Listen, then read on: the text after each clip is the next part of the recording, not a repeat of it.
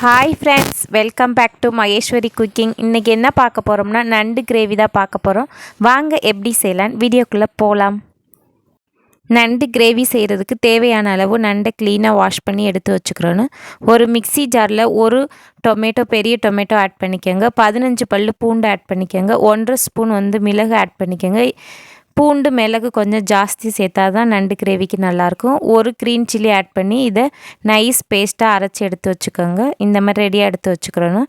நண்டு கிரேவி பண்ணுறதுக்கு first stove on பண்ணி ஒரு பேனில் தேவையான அளவு ஆயில் ஆட் பண்ணிக்கோங்க. கொஞ்சம் சோம்பு ஆட் பண்ணிக்கோங்க. சின்ன வெங்காயம் கொஞ்சம் ஆட் பண்ணிக்கோங்க. ஆட் பண்ணி இதை ஆயிலில் நல்லா ஃப்ரை பண்ணிக்கிறணும். இது கலர் சேஞ்ச் ஆகிறது இந்த ஆனியனை ஃப்ரை பண்ணணும். இது ஃப்ரை ஆனதுக்கப்புறம் கருவேப்பிலை கொஞ்சம் ஆட் பண்ணிக்கோங்க. ஆட் பண்ணி இதை ஒரு டைம் ஸ்பூனில் மிக்ஸ் பண்ணிக்கோங்க. ரெடியாக அரைச்சி வச்சுருக்க பேஸ்ட்டை இது கூட ஆட் பண்ணி ஒரு டைம் மிக்ஸ் பண்ணிக்கோங்க. கொஞ்சம் மஞ்சள் தூள் ஆட் பண்ணிக்கோங்க. ஆட் பண்ணி ஒரு டைம் மிக்ஸ் பண்ணிக்கோங்க.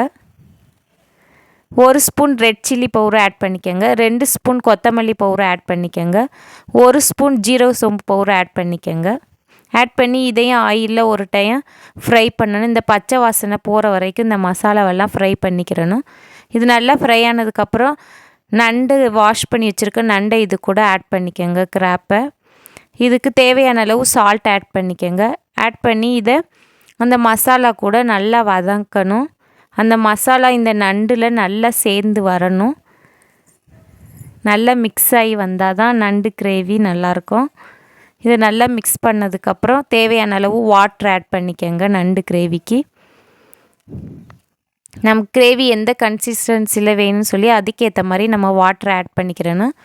வாட்டர் ஆட் பண்ணி இது நல்லா கொதிச்சோன்னே லிட்டு வச்சு க்ளோஸ் பண்ணி இதை ஒரு 15 மினிட்ஸ் பாயில் பண்ணிக்கிறணும். பாயில் ஆனோடனே இப்போ லிட்டு ஓப்பன் பண்ணிக்கிறணும். இப்போ நமக்கு நண்டு நல்லா வெந்திருக்குது. ஓடு பார்த்தா நமக்கு வேகாத மாதிரி தான் இருக்கும். உள்ள சதையெல்லாம் நல்லா வெந்திருக்குது. நமக்கு எந்த கன்சிஸ்டன்சியில் கிரேவி வேணுமோ அதுக்கேற்ற மாதிரி ஒரு 2 மினிட்ஸ் பாயில் பண்ணி ஸ்டவ் ஆஃப் பண்ணிக்கிறணும். இப்போ நமக்கு சூப்பரான நண்டு கிரேவி ரெடி ஆயிடுச்சு ஃப்ரெண்ட்ஸ். இது இட்லி, தோசை, ஒயிட் ரைஸ் கூடலாம் சாப்பிட்றதுக்கு சூப்பரான காம்பினேஷன். என்னோடய குட்டீஸுக்கு இந்த நண்டு கிரேவினா ரொம்ப பிடிக்கும். லைக் பண்ணி சாப்பிடுவாங்க. உங்களுக்கு என்னோடய வீடியோ யூஸ்ஃபுல்லாக இருக்குன்னு நினைக்கிறேன் ஃப்ரெண்ட்ஸ்.